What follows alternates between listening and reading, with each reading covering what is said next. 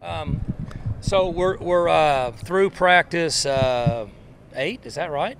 And I just mentioned to the team, I'm very excited about our coaching going on and the players and typical coach talk, but really it has been guys are working hard. We're practicing at a really good clip, protecting each other. Quarterbacks continue to come along. They're still making mistakes, but overall they're 3 practices better than what we talked about at this time, and so you're seeing that improvement. It's interesting as I watch it from upstairs. First time in 4 years we've had a young quarterback. Taylor was new last year, but he had 5 years of service, so he was kind of able to jump in. So, but those guys are progressing, they're competing, they're doing good, they're sharing reps. Things we talked about last week that we want them to be able to distribute the ball to the guys that can make plays. We want to minimize mistakes and then let them learn to grow. Chuba's doing good, looks really good.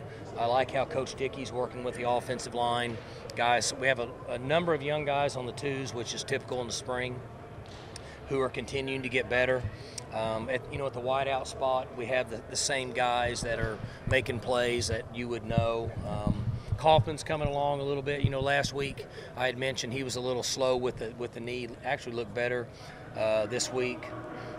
Defensively, guys that should be improving and showing signs of being able to stabilize our defense, which are those safeties and corners are making plays.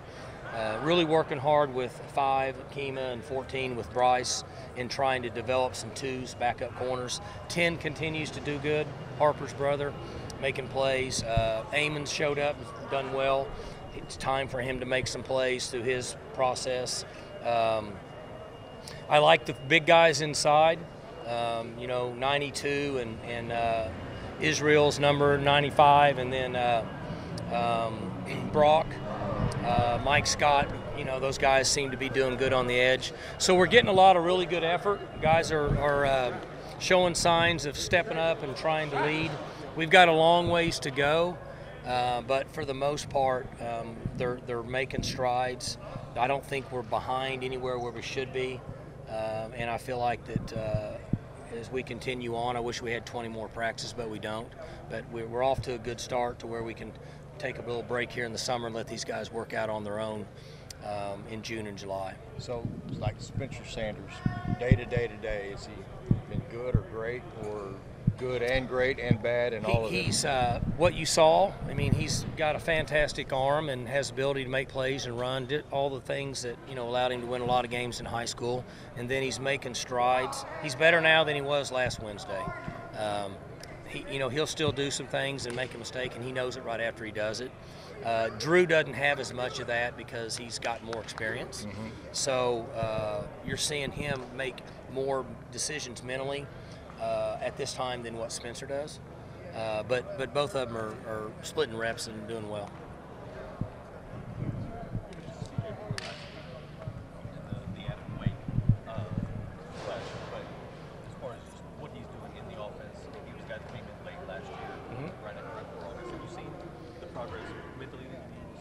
Sure, he's much better than he was at in October, and he's playing outside where you knew he would, and he's kind of in that Marcel Aitman role. He's nowhere near where Aitman was when he finished. Has some of the skills that Aitman had early in his career, not as physical because he's still 15 pounds lighter, but that's the point and the direction we want him to go, and we need him to be there by October. That may be a push, but it's a nice goal for us. CJ was like in high school, he was like great after the catch. Most taller receivers are kind of more targets. He's don't pretty do a shifty. Lot, but he was great after the catch. Is he going to be able to I be hope that so. for you here? He hadn't gotten loose and gotten to the point in our live drills where we can see that yet. He's working to just beat man coverage and find the zone, and he's made catches and done some of it, but he hadn't gotten out there where we can see him take off and go yet. I mean, but you expect him. I'm not here as much as I'd like to be, but is he gonna? You expect him to rotate? Oh yeah. We'll play 6 guys. And he needs to get out there. Whether he plays 20 plays or 45 plays, based on how quickly he matures, but he's got to get in the rotation. He's a guy that we need for legs. Who's your fastest player or players at this point? Braden Johnson's probably the fastest guy. Let me think. I mean, I'm sure I'll miss somebody. Somebody will be on me tomorrow because they say they're faster than somebody. But Braden Johnson, Chuba's really fast. In the 40, probably, I'm just guessing, would be Braden. If they go to 100, probably Chuba. You mentioned some of the guys on the defensive line, but at this point, who would you say the face of your defensive line is? Well, we don't have a face. None of these guys played. So, we lost a whole 6 guys. So it's the group. I tell you, they're coming on pretty good, but you just have to wait and see how they hold up. We got to find three tackles and 3 ends. We got to rotate them through. I mean, that's what we're trying to accomplish. Do you see anyone trying to kind of become the leader of that group, though, with everything that left? Well, Brock Martin is the guy that's got some time down there. I tell you, Brendan Evers is kind of stepping up a little bit. He's starting to mature a little bit. He weighs 298 pounds, so he's definitely big enough. But we haven't gotten into any real scrimmage, which we'll try to get accomplished next Friday. But I like where they're at. I mean, I like, coaches talk is coaches talk. If I didn't think they were making any strides, I'd tell you. I think they're all making strides. Kevin Henry's doing a nice job. I looked over and saw Kevin, and Stoner's a Stoner. So, but I like where those guys are at. They just don't have any experience. Kevin was the guy that came on late last year. What have you seen from him going back to? He went through some injuries, and so missed some time. And by the time he came back and started to get a feel for what we were trying to do, he's improved, and he's done well out here. He's going to be a guy that rotates in. We like to play too deep on defense. You generally have a group that's going to play 25 plays, and the other group, is going to probably play 45 or 50. And he kind of falls into that category. JUCO guys, it can sometimes be hard to tell, but how physically ready has Desmond Jackson been? Well, I don't think the physicality part for him will be an issue at all. He had a little tweak in his hamstring. We didn't practice him today. He'll probably be back Friday. I think physically he'll be fine. And I'm fairly certain that as he trains with Coach Glass over the next 3 months, he'll really be in decent physical condition. He's 210 pounds. He's pretty thick as he is. And I hated that he tweaked his hamstring a little bit because he was really coming on and doing pretty well. And those are guys that need reps so we can see them and put them in the heat of the moment and see how they handle the pressure. You're established as a 10-win type of program now, and then last year was weird. It just was. And I don't know how you go about reestablishing your mojo, you know what I mean? But do you talk to you guys about that? You say, y'all are a 10-win program here, and 6 losses ain't going to cut it. Well, I think kind of that everybody realizes that and knows it. Well, I think what helps them more than anything is that they realize when we played sound, we had good plans. It's not just the players, it's coaches too. We had good plans and we executed and played hard. We were went toe-to-toe and beat teams that were ranked in the top 10 in the country. I think that probably satisfies the majority of what you just asked, more so than they know that we played really flat at Kansas State, played really flat at TCU, and we didn't have the firepower, the star power to just overcome it as we did sometimes in years past. I think that probably illustrates more so than what you're asking. And it's interesting with young people now. They move on pretty quick. I mean, they just move forward and go to the next gig. So.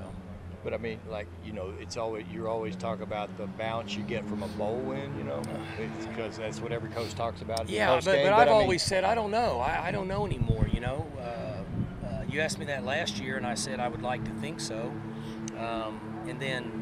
I'm not sure. You always like to win the last one, but sometimes I don't know anymore with young people. You try to get the values and do the things that we need to do, but I don't know anymore if the Missouri game helps them or not. So.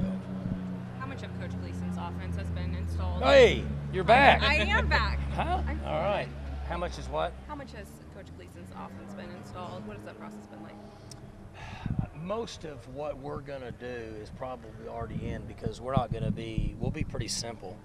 We're going to run the same plays we've always run, but we won't be as out there as we have been based on we're inexperienced at quarterback.